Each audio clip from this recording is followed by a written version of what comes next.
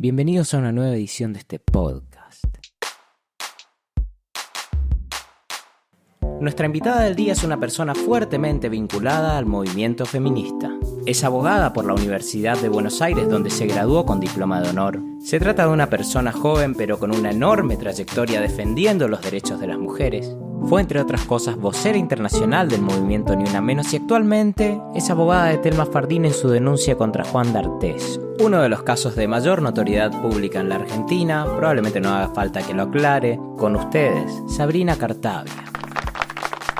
Sabri, bienvenida a este show, ¿cómo estás? Muy bien, muchas gracias por la invitación. No, gracias a vos. Realmente le tengo mucho respeto a esta temática y creo que los varones en general tenemos un poco de temor de opinar públicamente sobre estos temas.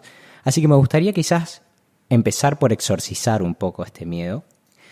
Como no puedo hablar por otros, voy a contarte un poco quizás mi caso particular y capaz podés ayudarme a pensar un poco de dónde viene esta incomodidad. Yo nací en Corrientes, digamos, tenemos chipá, carnaval, chamamé, pero no nos caracterizamos por ser progresistas, especialmente en género, aunque quizá hay otros casos peores. Estudié en la Universidad de San Andrés, me becaron para venir a estudiar acá, en esta misma institución que hoy nos prestó el espacio para esta entrevista. Ahí conocí a Paola Vergallo, que es nuestra mentora en común. Es verdad.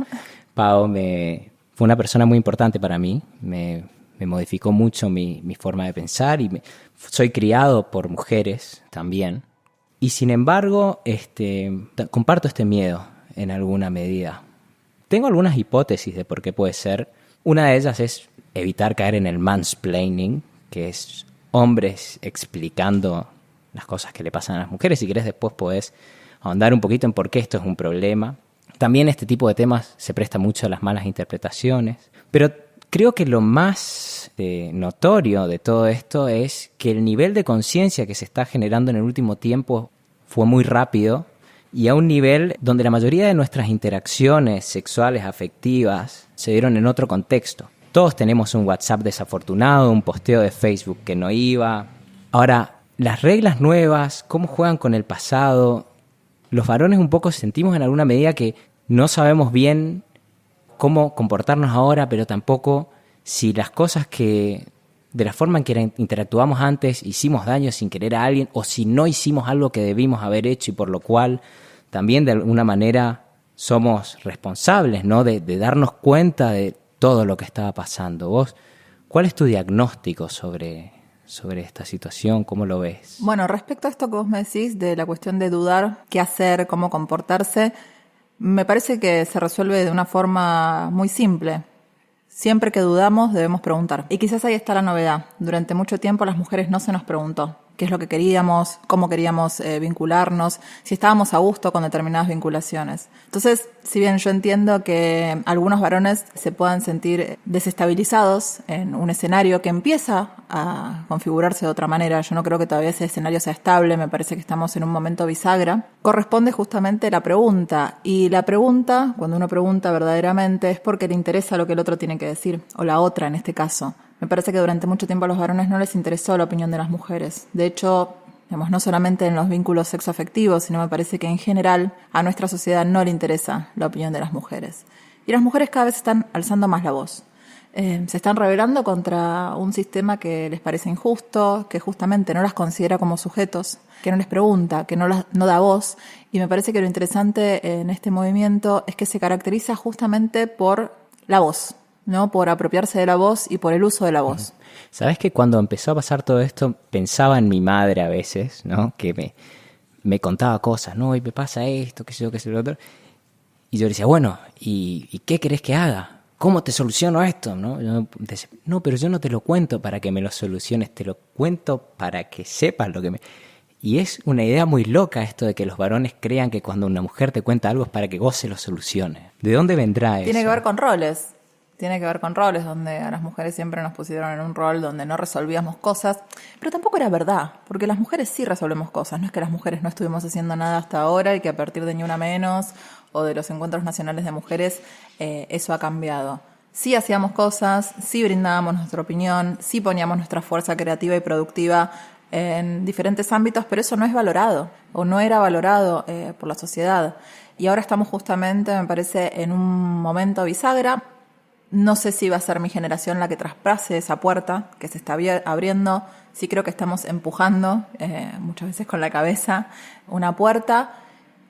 Y si nosotras llegamos a poder abrir esa puerta, aunque no traspasarla, para que las que vienen atrás, las nuevas generaciones, puedan cruzar ese umbral, yo ya voy a estar contenta con los resultados de lo que estamos haciendo. Claro. Hoy hablabas de la importancia de preguntar, ¿no? He visto en otras entrevistas también cuando hablabas, me encantaba esta idea, erotizar el consentimiento. ¿Qué quieres decir con eso? Te juro que a mí me lo tuvo que explicar Celeste, nuestra amiga en común. Sí.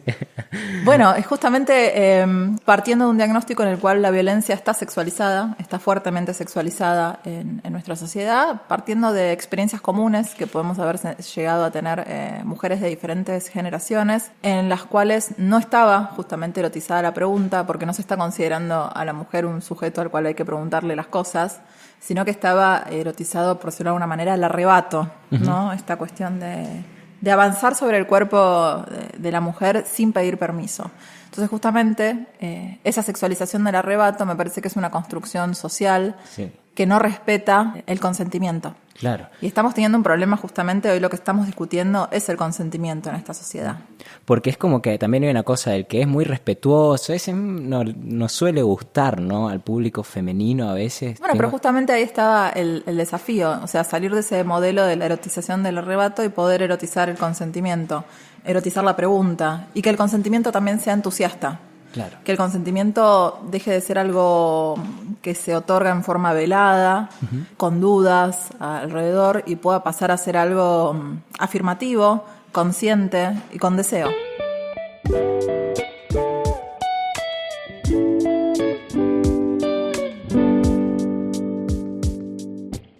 Cuando ocurrió la denuncia pública de Thelma Fardín, que fue quizás el momento más visible de lo que podríamos llamar el Me Too argentino, socialmente fue un shock para mí también, y cual niño que llama a su madre cuando se golpea, se me dio por llamar a Paola Vergallo precisamente, que tiene la agenda estallada, por supuesto. Le comenté que iba a hacer esta entrevista, que era muy delicado prepararse, cómo veía ella lo que estaba pasando, si me recomendaba leer algo en particular, y me pasó un paper de una profesora de la Universidad de Yale, Vicky Schultz, titulado Reconceptualizing Sexual Harassment Again, reconceptualizando el acoso sexual de nuevo, donde el autor argumenta que el Me Too en Estados Unidos generó la visibilidad de muchas historias y logró que muchos acosadores perdieran lugares de poder. Sin embargo, muerto el perro nunca se acabó la rabia, y por eso Schultz pone énfasis en no perder de vista que el acoso sexual es mucho menos una manifestación de la sexualidad que del sexismo en el entorno laboral. Esto es muy sencillo de entender, por ejemplo, cuando vemos jefas mujeres que hicieron su carrera en el marco de un sistema sexista y que llegan a un lugar de poder y reproducen esas mismas dinámicas, haciéndole la vida difícil a las que vienen detrás. En otras palabras, la teoría tradicional entendía el acoso como un fenómeno de jefe subordinada de varón a mujer con el objetivo de satisfacer el deseo sexual del agresor. Schultz, en cambio, sugiere que lo discriminatorio no es la manifestación de la sexualidad en sí, sino la utilización del acoso como herramienta de disciplinamiento. De hecho, el primer caso que iba a ser de actrices argentinas que al final no salió era un caso de acoso, que no era acoso de orden sexual también. ¿Dónde está el límite en los trabajos, ¿no? ¿Qué constituye un acoso? Cuando vos te peleas con una compañera, no es un acoso. Bueno, por empezar, digamos, tenemos que conceptualizar qué entendemos como acoso. Me parece que tenemos que conceptualizar un poco todo, ¿no? El otro día leía a Virginie Despentes.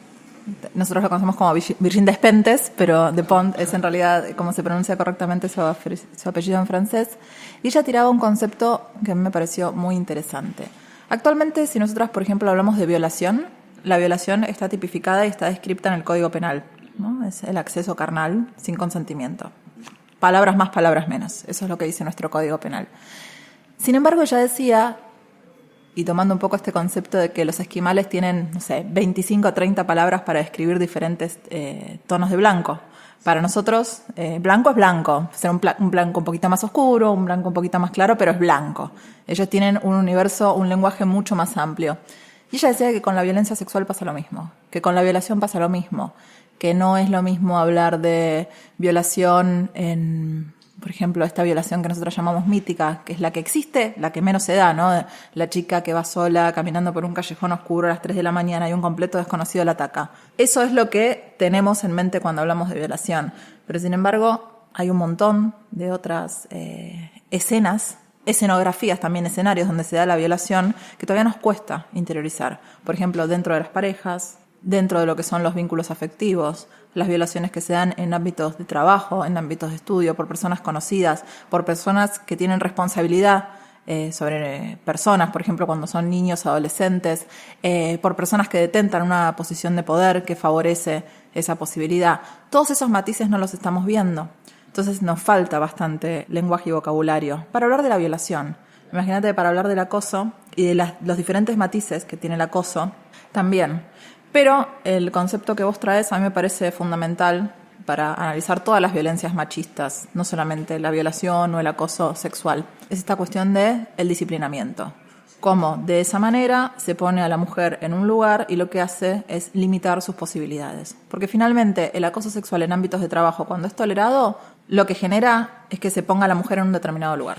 Y suele ser el lugar de objeto. Entonces después eso socava tu autoestima, socava tus posibilidades de hacer escuchar tu voz y también de reclamar por lo que es justo.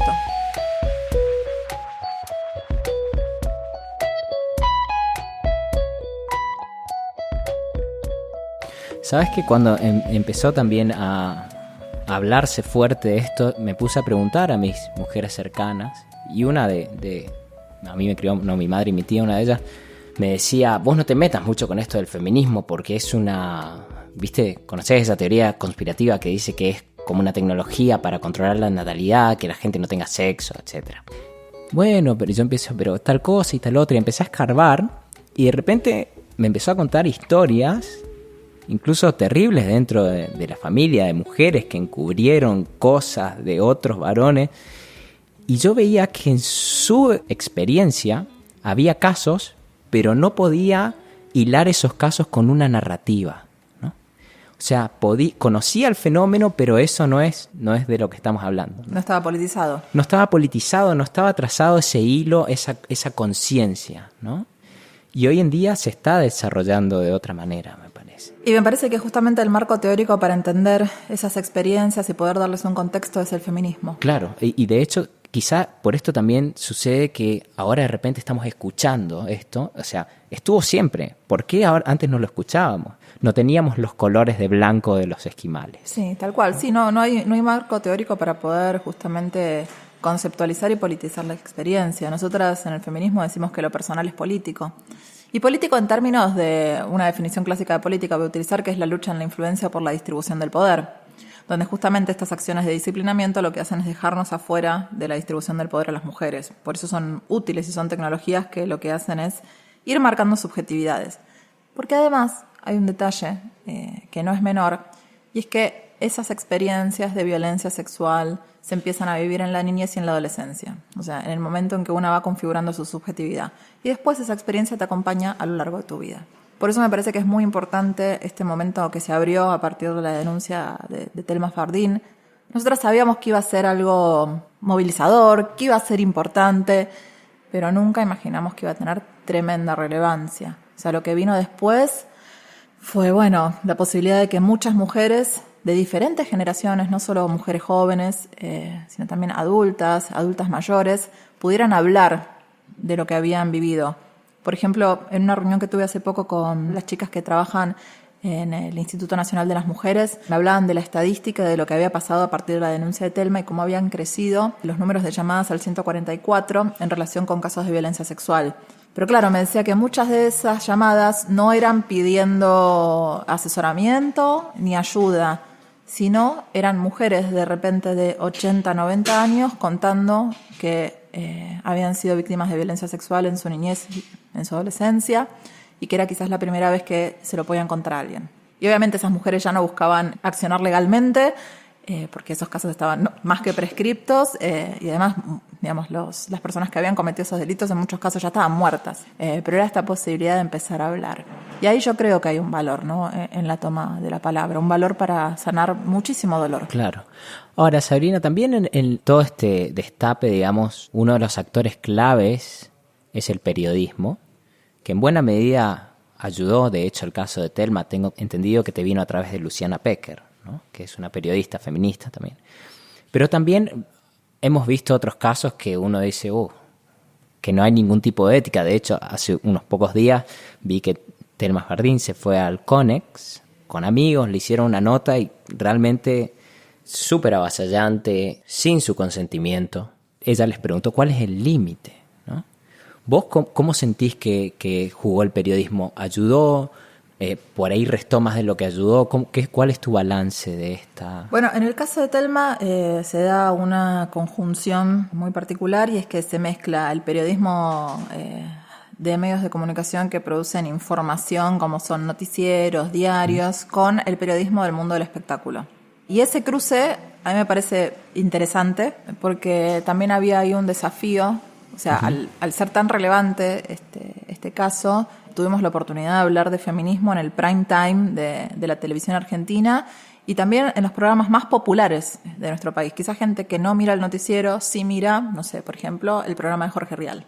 Entonces, en ese sentido, primero yo creo que la exposición que tuvo este caso a nivel mediático fue una oportunidad para abrir justamente ese escenario de debate. Y por otro lado, en nuestra sociedad, todos y todas somos machistas, todos también. Nadie está exento de ser machista.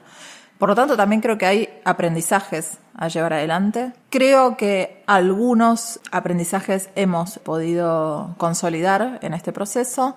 Faltan muchos más.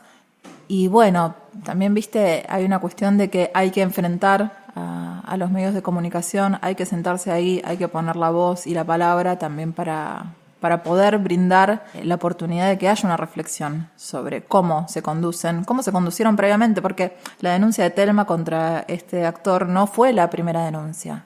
Hubo al menos 3 mujeres que antes hablaron públicamente de lo que les había pasado y fueron muy maltratadas durante casi un año, porque Calu Rivero fue la primera en denunciar y lo hizo en diciembre. Digo denuncia, tomar la voz pública, ¿no? Es eso, pero no fue una denuncia. En diciembre del año 2017, y hasta diciembre del año 2018 que tomó la palabra pública Thelma. En el medio hablaron Natalia Junco y Anita Com.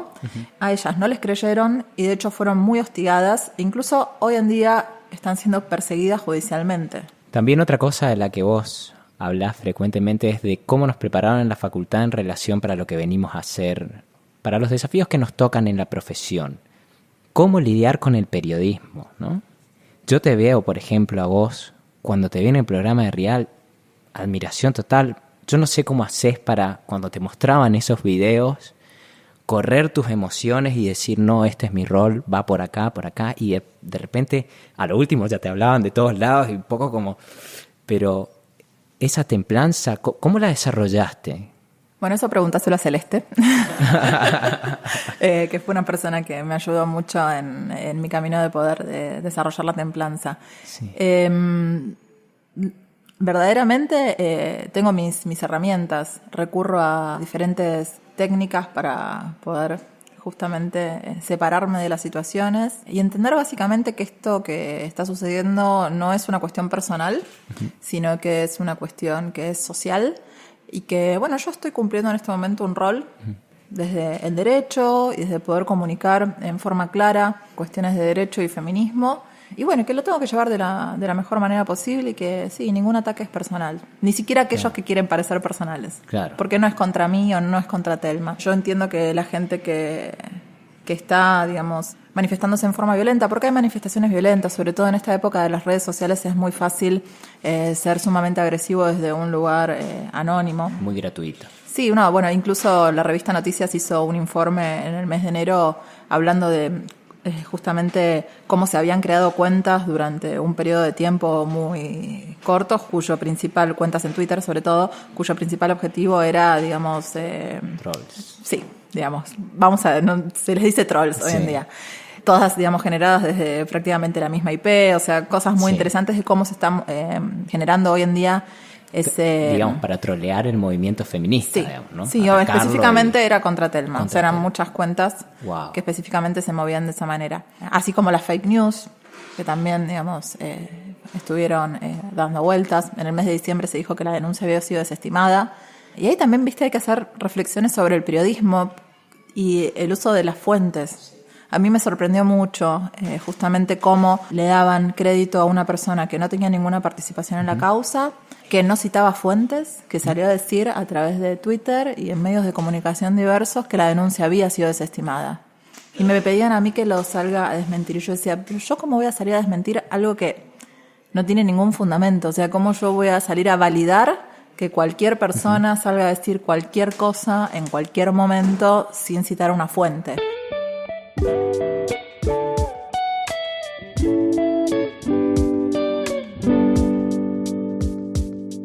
¿Cómo se despertó tu interés por estos temas? ¿Tu familia se hablaba de política? ¿Había una cierta conciencia? ¿Cómo fue tu crianza en este sentido? Súper política. Sí. Súper política. Yo vengo de un hogar de militantes. Mi mamá y mi papá, de hecho, se conocieron militando. En mi casa ellos siempre siguieron participando en política a nivel de agrupación y en nuestro barrio. Siempre en nuestro barrio, en 3 de febrero, en Caseros. Vengo de una familia que está politizada, además, digamos, vengo de una familia que está compuesta por peronistas y por radicales, por lo tanto, los domingos se juntaban a debatir con mucha pasión. Y por otro lado, algo que también, digamos, me parece que es propio de mi familia, es que no es una familia que se guíe por tabúes. Ah, mira. Sí, en Muy ese sentido, siempre se hablaron de muchas cosas, digamos, no existía esta cuestión de esconder determinados temas, sino que los temas conflictivos se exponían y se exponían en la mesa del domingo. En ese sentido, me parece que también me nutro de eso. Y esos temas también se exponían porque en el pasado se habían ocultado y habían generado mucho dolor. Entonces ahí hubo como un salto generacional haciendo una apuesta que también tenía que ver con proteger a las nuevas generaciones a través de la verdad. Le pedí a Sabrina que me contara cómo fue que terminó involucrándose con la causa feminista. Todo empezó cuando una amiga suya se ganó una beca para ir a estudiar un semestre a España, a la UAM, donde tomó algunas materias sobre derecho y feminismo. En esa ocasión me llamó un día por teléfono y me dijo que iba a traer un libro a la Argentina que a mí seguramente me iba a interesar, que me lo prestaba, y era hacia una teoría feminista del Estado de Catherine MacKinnon. Y bueno, lo traje y no sé, era un libro, me acuerdo, un libro así. Y creo que en 5 días lo leí todo. Wow. Y fue una revolución. Me imagino. Fue una revolución total. Casi antes de recibirme, 2 años antes de recibirme, fue todo muy en el mismo momento en que ya trajo ese libro. Al cuatrimestre siguiente nos anotamos con Julieta Di Corletto en una materia y ahí nomasito, ponerle que la materia de Julieta empezó, no sé, en agosto. En octubre, una amiga mía que también estudió en San Andrés, Cecilia Garibotti, me comentó que Paula Vergallo estaba buscando un asistente junior de investigación y que yo cumplía con los requisitos. Acudí a esa convocatoria y empecé a trabajar en CEDES. Después me seguí vinculando con el movimiento feminista, de ir a las cosas que se hacían, que eran muy chiquitas. Sí. Éramos muy poquitas y nos conocíamos todas en ese momento. Pasé a trabajar en ELA, el equipo latinoamericano de justicia y género, en un proyecto que justamente relevaba sentencias judiciales con estereotipos de género. Me recibí en la facultad y ahí empecé a trabajar con Alicia Ruiz en el Tribunal Superior de Justicia de la ciudad, en Derecho Tributario, que es mi orientación. Yo soy tributarista. Me aburrí fatalmente. Eso no era para mí. Renuncié, me fui a trabajar como asesora de una amiga que fue elegida diputada por la provincia de Buenos Aires en 2 oportunidades, Lucía Portos. Y en ese contexto empecé a tener mucho más llegada o vinculación con territorio. Y ahí conocí a Karina Leguizamón, que es una referente feminista de Moreno, del barrio del Plan Federal de Moreno. Es una mujer que a mí me ayudó mucho porque me cambió mucho la perspectiva y me acercó a otras luchas del feminismo que yo no conocía. Y ella ahí me vinculó ¿De qué tipo? Con la lucha antirrepresiva, con empezar a trabajar los temas de mujeres privadas de la libertad y género. Y ella ya venía de una experiencia que habían trabajado el caso de las hermanas Jara, que son 2 hermanas que se defendieron de un violador y que fueron presas por, digamos, ejercer su derecho a la legítima defensa. Ahí nosotras lo que gestamos con un grupo de compañeras fue la Coordinadora Feminista Antirrepresiva. ¿Qué es una coordinadora? Una coordinadora es un grupo de diferentes personas que se juntan, de personas y agrupaciones que juntan voluntades para, digamos, poder llevar adelante una determinada lucha. En este caso era, digamos, trabajar con mujeres privadas de la libertad en causas que tuvieran que ver justamente con legítimas defensas, malas madres, que fue ese el nombre que le dimos a estas mujeres que eran imputadas por delitos que habían sido cometidos por sus parejas o exparejas. Veíamos que había muchas coordinadoras antirrepresivas, pero que la cuestión de género tenían todo un campo que debía ser, digamos, explorado y narrado en términos feministas, y que eso estaba faltando. Entonces lanzamos esa coordinadora. Después surge lo de Ni Una Menos, o sea, como medio como fue en paralelo, porque nosotras lanzamos la coordinadora por decirlo de alguna manera, haber sido en abril, y ahí también en ese contexto surge Ni Una Menos. Lo cual a mí también me da la pauta, y del éxito que tuvo Ni Una Menos, de que venía sucediendo algo en la sociedad argentina, de que teníamos la visibilización de los femicidios, porque esa era una ley del 2012, se venía trabajando en esto, la Casa del Encuentro venía contabilizando los femicidios, había, digamos, un conocimiento social o un repudio social hacia los femicidios que se pudo aglutinar bajo la consigna del Ni Una Menos. O sea, lo que yo creo es que Ni Una Menos lo que pudo es darle forma a alguna sensación o algo que ya estaba sucediendo en la sociedad argentina, que le dio como forma y un lugar por donde condensar.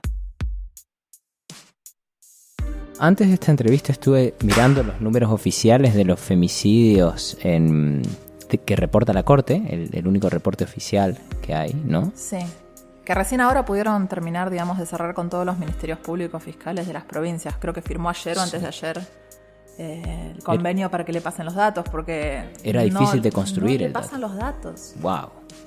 Igual, bueno, son números aproximados, quizás es lo que hay, y lo que veía es, por ejemplo, el primer reporte fue de 2015 con los datos de 2014.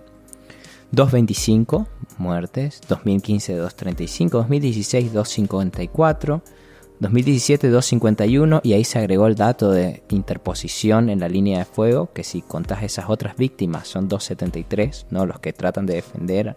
Y el número de extraños que cometieron estos asesinatos son muy bajos, o sea, gente muy relacionada a la familia. Ahora, pareciera que el número no solo no baja, sino que se mantiene igual a pesar de la visibilidad del movimiento. ¿A vos qué reflexión te suscita ver esto? El movimiento por sí mismo no va a cambiar la realidad del país. Lo que necesitamos es política pública, y ninguno de los puntos que nosotras exigimos desde el primer Ni Una Menos fue incorporado.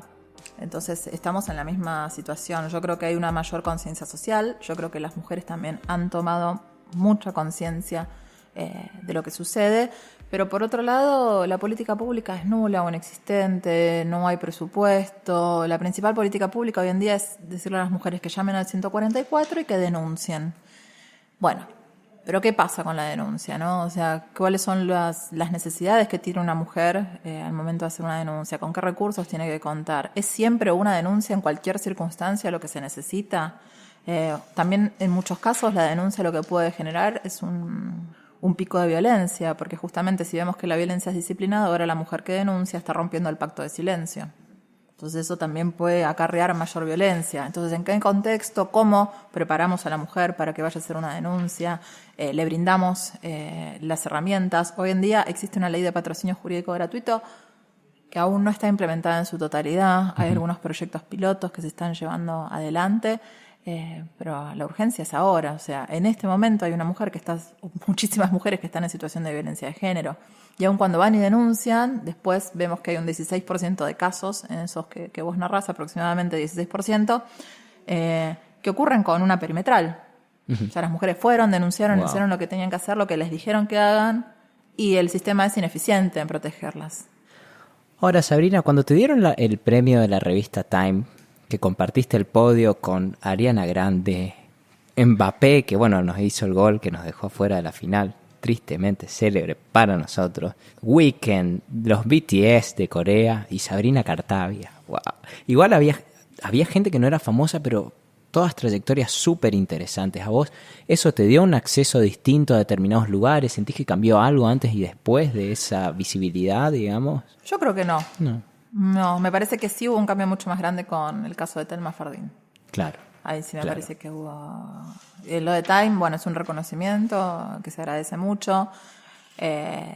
Tampoco creo que... Me parece que también hay que dejar en claro que yo no siento que haya sido un reconocimiento a mi persona, sino que creo que en la Argentina está pasando algo muy interesante con el movimiento de mujeres y feministas, y bueno, yo soy producto del movimiento de mujeres y feministas. Yo en todo caso soy una representante y espero estar a la altura de las circunstancias de representar a un movimiento que tiene mucha fuerza y que está generando cosas muy interesantes.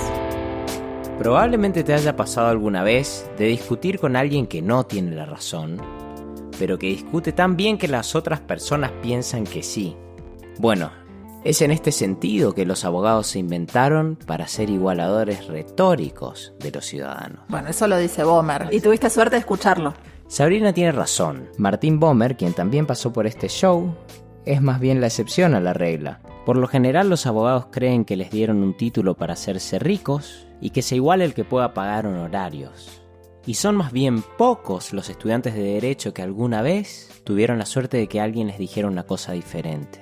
Y quizá por eso fue tan escandalizador cuando Thelma Fardín contó lo mucho que tuvo que prepararse para hablar. Se supone que los ciudadanos no tienen que hacer un doctorado para ir a defender las cosas que son más preciadas para ellos. Para eso tenemos argumentadores profesionales. Es que si lo pensamos bien es una locura. Imagínate si cada vez que te enfermaras tuvieras que ir a hacer la carrera de medicina, por ejemplo. Bueno, pensé en la enorme presión que Thelma Fardín estaba atravesando y también pensé en la enorme responsabilidad que cabía sobre los hombros de Sabrina. Le pregunté cómo se sentía en el medio de todo esto. Me siento bien. Hubo momentos de tensión, porque también es un lugar nuevo y es un lugar de mucha exposición, al cual yo no estaba acostumbrada.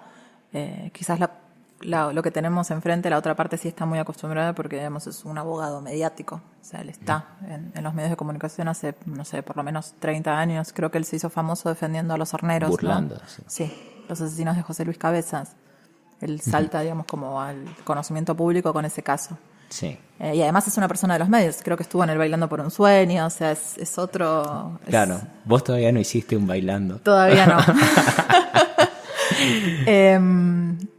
Yo, claro, era como medio nueva. Sí tenía conocimiento de los medios porque justamente en estos casos donde hicimos movilización legal, mediática y social siempre tuve el rol de vocería. Claro. Pero para mí era una novedad, sobre todo esta cuestión de la relación con los programas de farándula, ¿no? Como otro tipo de periodismo que tiene otra base de sustentación y que trabaja de una forma diferente que yo no conocía. Y bueno, yo creo que cambió todo mucho para mí, digamos, a partir de este caso, ¿no? Y la cuestión de prepararse para hablar.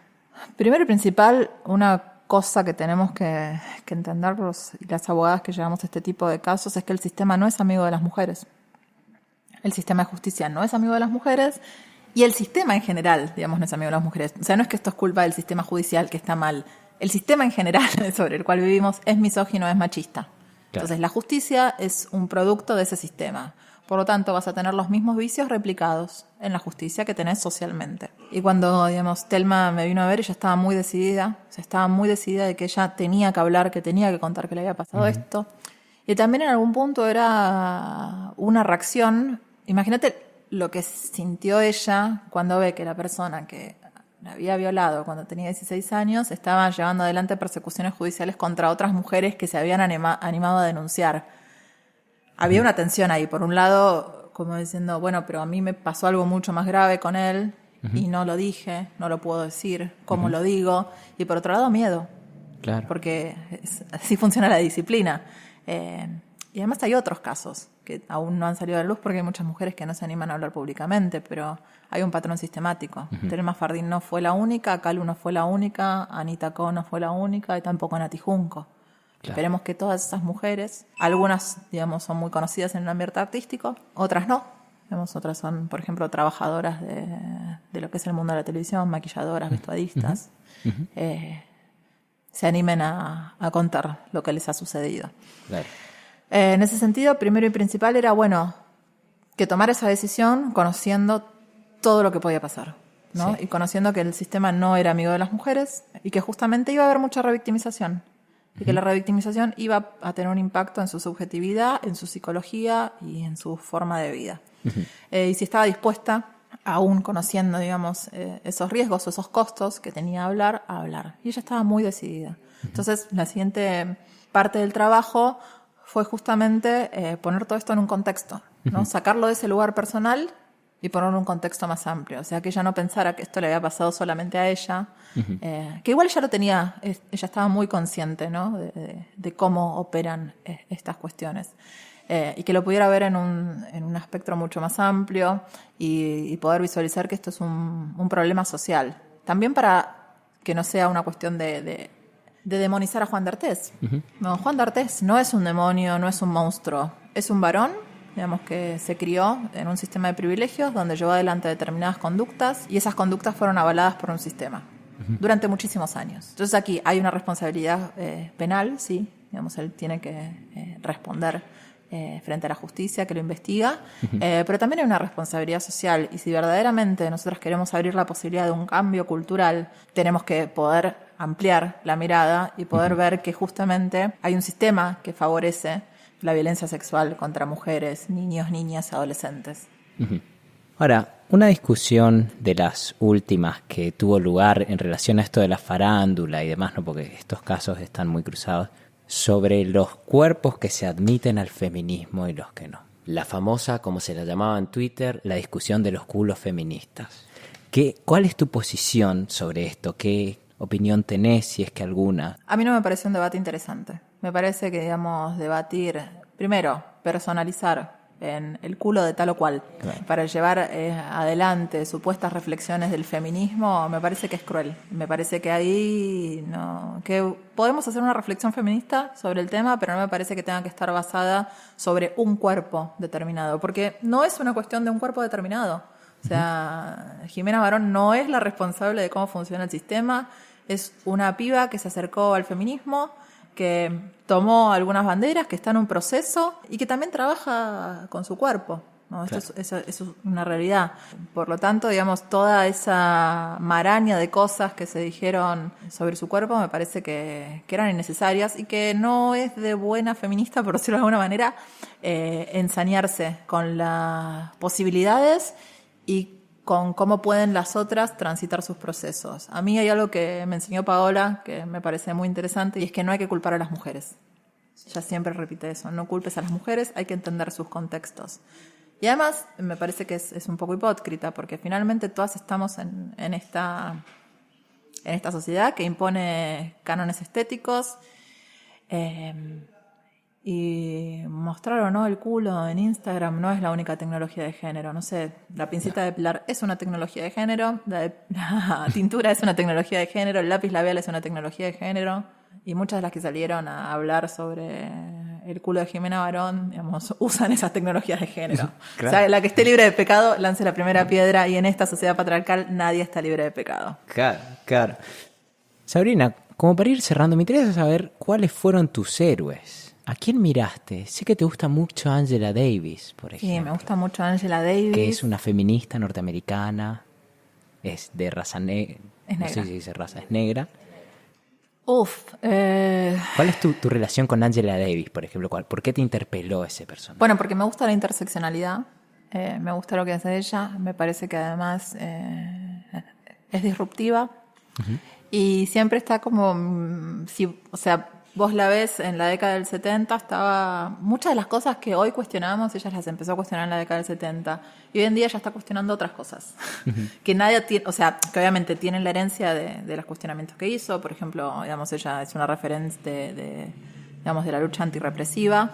Y también una crítica muy fuerte del sistema penitenciario. Pero ahora ella se está moviendo en otras luchas y está pensando otras cuestiones. Entonces Angela siempre me parece como la vanguardia, por decirlo de alguna manera, es algo que ella va iluminando. Después, otras referentes, bueno, Paola Vergallo, para mí ella fue fundamental en mi formación como abogada feminista. La amamos. La amamos a Paola. Y también mis amigas, Cecilia Hop, que es otra abogada feminista, o sea, las personas con las cuales yo puedo debatir feminismo y ir creciendo. Y en ese sentido, el grupo que pudimos formar, que es Red de Mujeres, yo ahí encuentro muchísima diversidad y aprendo todo el tiempo. Y bueno, es María del Mar Ramón, que es una experta en comunicación y que también hace muchas reflexiones feministas, es mi amiga, es parte de Red de Mujeres, Natalia Garavano, Maya Krichevsky, tengo como que mi relación es muy entre pares también, Bien. de crecimiento y de poder reflexionar. Y respecto, me interesa como último un poco pensar sobre cómo son las carreras, ¿no? A lo mejor nosotros somos abogados, pero le puede servir a otra persona. Particularmente en mi caso, me va a permitir ser un poco personal en esto.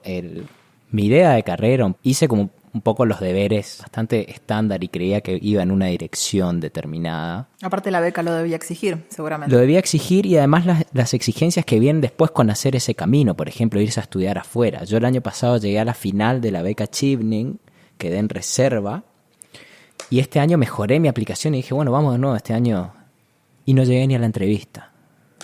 Y ahora de repente digo, wow, este plan que yo tenía de irme a estudiar afuera, volver y hacer cosas de interés público y qué sé yo, como que no sé si ese va a ser mi camino, irme. Cuando vos empezaste a estudiar, ¿la imagen que te hiciste de tu carrera se parece en alguna medida a lo que está siendo ahora? Yo no tenía ninguna imagen, no sabía muy bien qué estudiar y mi papá me dijo, bueno, estudia Derecho porque después con eso puedes hacer lo que quieras, puedes hacer política, puedes ser periodista.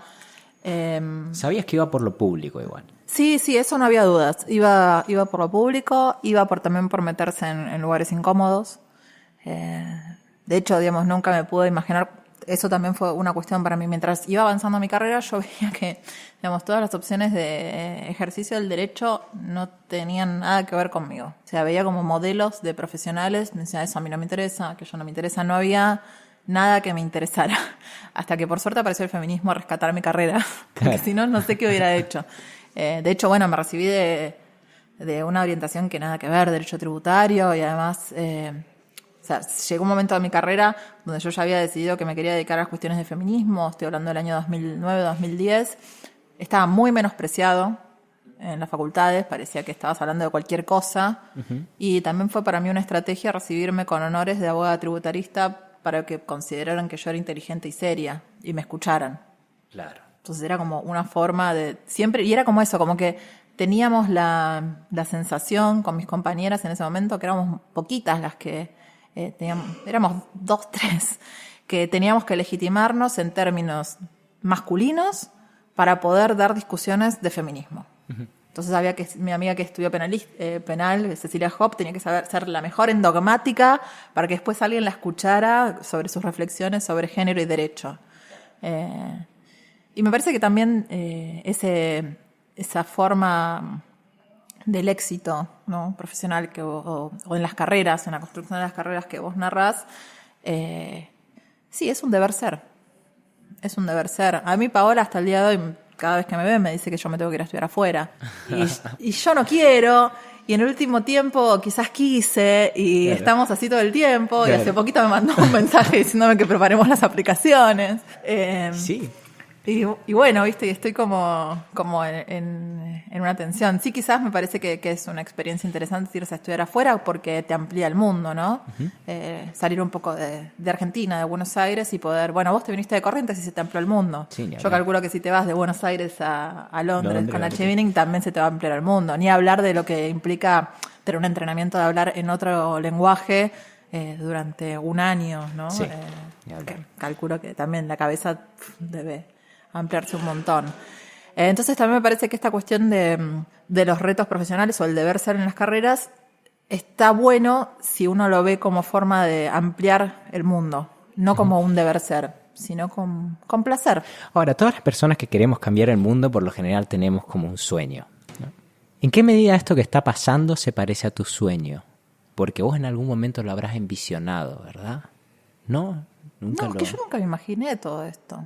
O sea, yo a veces hago las cosas... Pero vos cuando te hiciste feminista querías cambiar el mundo. Sí, quería cambiar el mundo, pero no sabía muy bien cómo, no sabías qué forma iba a tomar. Claro, como que yo también soy muy abierta a las cosas que vienen. Uh-huh. Y las cosas van llegando, no es que yo... O sea, a lo sumo yo digo, bueno, quiero esto, pero no sé muy bien cuál es la razón por la cual quiero esto, uh-huh, pero después eso deriva en otra cosa que yo ni me imaginaba, claro, que finalmente trae algo que es mucho más novedoso.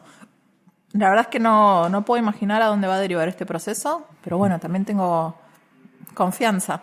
Claro. Tengo confianza en cómo se está llevando adelante el proceso y en un contexto también en el cual me cuesta tener confianza, porque por un lado, digamos, yo veo que el feminismo está en un ciclo ascendente en la Argentina y en las discusiones que presenta, pero por otro lado hay una realidad y es que la región está cada vez más para atrás en relación a los temas de género. El mundo se está volviendo, en líneas generales, un lugar hostil para mujeres, niñas, adolescentes, migrantes, bueno, para todas las poblaciones que ven sus derechos vulnerados. Argentina está yendo en el camino de una crisis que va a tener terribles consecuencias. Entonces, no sé muy bien cómo se va a resolver esto, porque como yo te decía, ¿no? Nosotras desde el feminismo estamos pidiendo política pública. Eso exige recursos por parte del Estado, en un contexto en el cual el Estado está reduciendo. Entonces, ¿y van a bajar los femicidios? No. ¿Va a bajar la violencia machista? No, pero bueno, nosotras cada vez tenemos más conciencia. No sé cómo se va a resolver esa tensión.